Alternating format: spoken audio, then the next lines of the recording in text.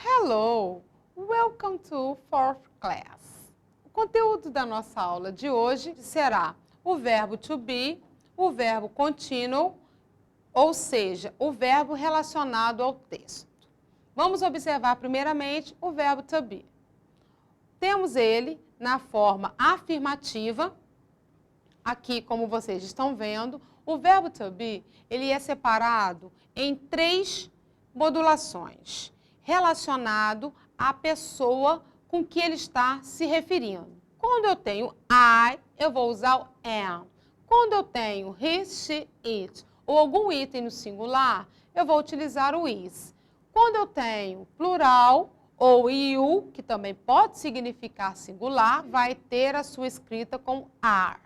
Vamos observar que este verbo, ele mantém 2 significados. O significado do verbo ser e o significado do verbo estar. Ele estará relacionado com o contexto da frase com que você está fazendo a leitura. Então, temos aqui, inicialmente, I am, you are, he is, she is. It is, we are, you are, they are. Então, esses são os verbos que estão sendo utilizados na estrutura afirmativa. Continuando a nossa aula, vamos observar agora os exemplos. Quando ele está na afirmativa, ele vem logo após o sujeito. Como exemplo aqui, you are a student. Repare que ele foi utilizado are justamente porque eu tenho pronome pessoal you. Quando eu tenho a interrogativa, ele é apenas troca de lugar. Isso é importante observar, porque esse próprio verbo é o seu mesmo auxiliar. Ele não precisa de outro marcador para indicar que ele está no presente. Então, repare que ele saiu após o sujeito e foi para o início da frase. Are you a student? Repare que também é interessante você observar a entonação da frase, porque agora eu tenho uma frase interrogativa. Continuando, então, vamos observar agora a negativa. Ele volta para o seu lugar de origem da frase afirmativa, porém, ele recebe o not, que vai significar não. Após o sujeito, como sempre, é utilizado nas frases afirmativas. You are not a student. Estamos utilizando aqui a forma simples e correta. Não temos abreviações até agora. Continuando a nossa aula, observamos aqui a forma afirmativa.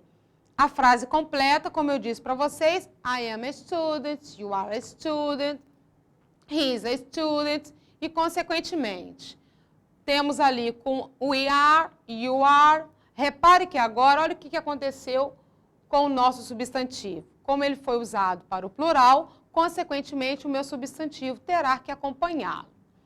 Agora, na interrogativa, como observamos inicialmente os exemplos que já vimos nessa aula de hoje, a troca de posição.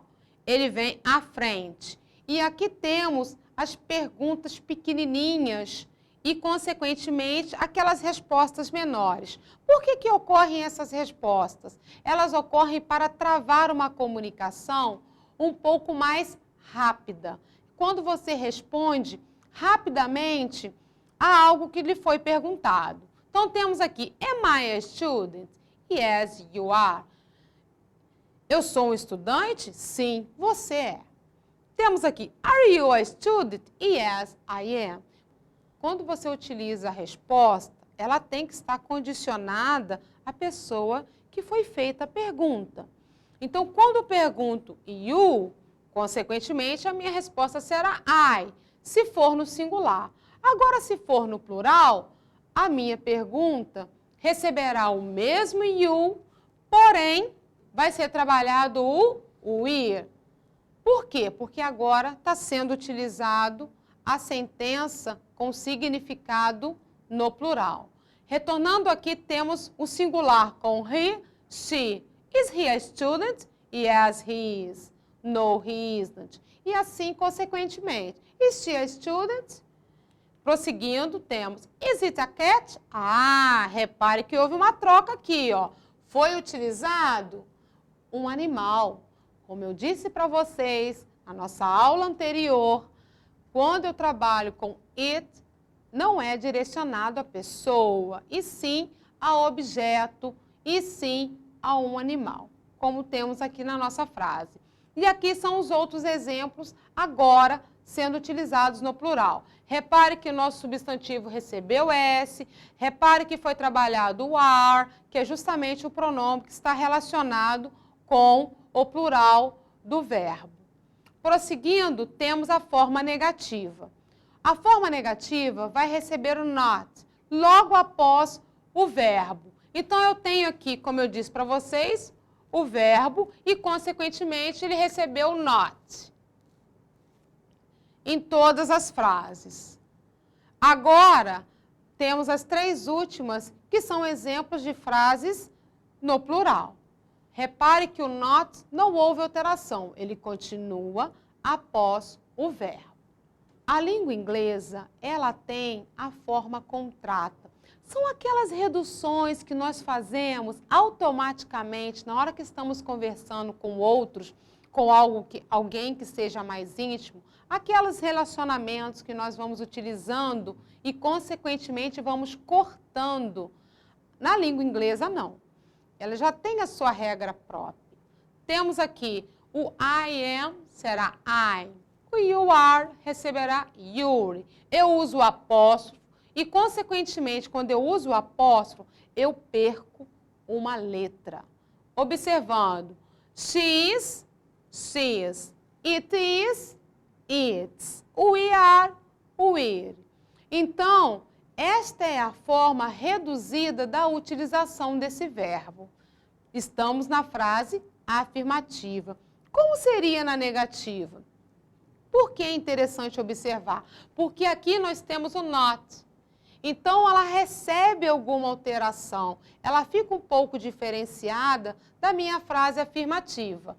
Quando eu tenho a pessoa I, o personal pronoun I, repare que é a mesma que vimos aqui na frase afirmativa. Não há alteração alguma. Porém, as outras pessoas ocorre justamente uma mudança no uso do apóstrofo. O apóstrofo deixa de ser usado com a pessoa e passa a ser usado juntamente com o verbo e mais o not. Então, nós temos aqui are not e agora nós temos aren't. Relembrando, quando que eu uso o apóstrofo? Para cair uma letra. Por isso que é utilizado. Temos, então, outros exemplos. Isn't, aren't, são todos exemplos da forma contrata na estrutura negativa. Ok, let's practice.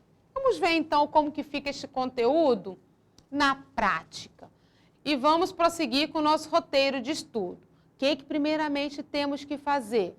Observar o nosso texto, ver a fonte, ver se tem uma palavra cognata, para que você consiga entender aquele texto. Vamos observar também a pessoa que está fazendo a ação, isso está se referindo ao pronome. Vamos observar e identificar qual o tipo do verbo to be que foi utilizado. Vamos verificar qual o seu sentido. Nós vimos que ele tem dois sentidos, ser e estar. E vamos também ter que observar a estrutura, se estamos em frases afirmativas, frases negativas ou frases interrogativas. Então, primeiramente, utilizando a estratégia do skimming, temos aqui, vamos observar a fonte, vamos observar a figura, nós temos um tigre, nós temos um maior e um menor, uma caixa. Então, vamos ver o que está acontecendo. So, you're a tiger now? Yep. Let me out. Words fail me. I'm disappointed too. But keep in mind, transmogrification is a new technology. Vamos observar, então, a utilização do verbo to be. Repare que o Yuri foi usado a forma contrata nesta frase. Lá no quarto quadrinho, vamos observar, então, a utilização do I'm, que é a forma contrata do I am. Vamos observar o is, porque se refere à forma singular. Então, temos aqui uma conversa entre os dois tigres. Um está tentando fazer alguma transfiguração, usando uma nova tecnologia, fazer uma modificação. Continuando, vamos agora observar o present continuous. Por que é interessante, logo após o verbo to be, nós estudarmos esse tempo verbal? Esse tempo verbal refere-se ao gerúndio da língua portuguesa. Ele indica uma ação, algo que está acontecendo nesse exato momento. E para ser formado, é necessário a utilização do to be. Ele fica sendo utilizado na mesma forma se ele estivesse sozinho. Porém, a única diferença é que o verbo irá receber um ing. O que seria isso? São justamente essas 3 letrinhas que vai dar a noção de continuidade, que se refere ao NDO da língua portuguesa. Vamos observar então como que fica na afirmativa? Temos ali pessoa, temos o verbo to be, temos o verbo principal, que é o verbo justamente que está trazendo significado para a minha frase, e o complemento. Na afirmativa, ele permanece após o sujeito. Na interrogativa, ele vem para o início da frase. E na negativa, ele continua após o sujeito, recebendo o not, para justamente fazer essa frase ter o significado negativo. Na prática, como é que fica este conteúdo? Let's practice. Roteiro de estudo, sempre observando o assunto, vamos ver o que está acontecendo naquela ação, a pessoa que está fazendo a ação, ou o animal, ou o item que está sendo falado naquela frase. Vamos observar se existe o gerúndio, algo que esteja acontecendo naquele exato momento, e a estrutura da oração, se está na afirmativa, interrogativa ou negativa. Observando a tirinha, fazendo skimming, parece que são 2 moças conversando a respeito de alguma coisa. Vamos observar a fonte, se tem algum item que possa nos ajudar. Parece que uma está chorando. Vamos fazer a leitura da imagem. Está acontecendo algum problema. Repare que uma está olhando para a outra. What are you doing, Fan? I'm eating your cake. Oh, no! Então, o que ela está fazendo? Ela está comendo o bolo da amiga. É por isso que a outra está chorando.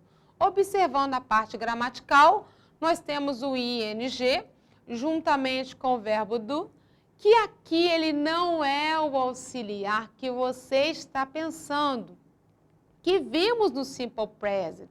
Aqui é um verbo indicador de ação. Ele tem o seu significado de fazer. E, consequentemente, vamos conhecer o verbo eat, que é justamente o verbo que significa comer. Cake, bolo. O cake relembra um docinho que a gente tem o costume de encontrar em festas, como cupcake. Então, vai relembrar que é um doce com formato de bolo. Cake tem o significado de bolo. Continuando, vamos fazer um review. Nós temos o verbo to be. Esse verbo to be, ele vai ser utilizado quando eu quero a minha frase com o significado de ser e de estar. Ele vai ser utilizado de acordo com a pessoa que está sendo relatada naquela frase. Se a pessoa está no singular, eu vou usar is ou am, se a pessoa for I. Se a pessoa for no plural, eu vou usar are, relembrando que na frase afirmativa a ordem fica a mesma da língua portuguesa, I am a student. Na frase interrogativa, esse to be vem para o início da frase, are you a student? Na frase negativa, ele recebe o not e continua na ordem lógica da frase afirmativa. You are not a student. Relembrando o present continuous, vamos observar que na frase afirmativa eu continuo usando o verbo to be e, consequentemente, o meu verbo da frase principal recebe o ing ou ing. Vamos utilizar sempre esse tempo quando? Quando eu quero expressar uma ação que esteja acontecendo agora, neste exato momento. Se estiver na frase interrogativa, o meu to be irá ser utilizado no início da frase. E se estiver na negativa, ele volta na forma afirmativa, logo após o sujeito, recebendo not, para trazer o significado negativo na frase. Relembrando que o present continuous, nós trabalhamos com dois verbos, o to be e o verbo principal. Por que o principal? É ele que trará o significado para toda a frase. Então, nunca esqueçam deste detalhe. Ok, this is the end of our class. Thanks.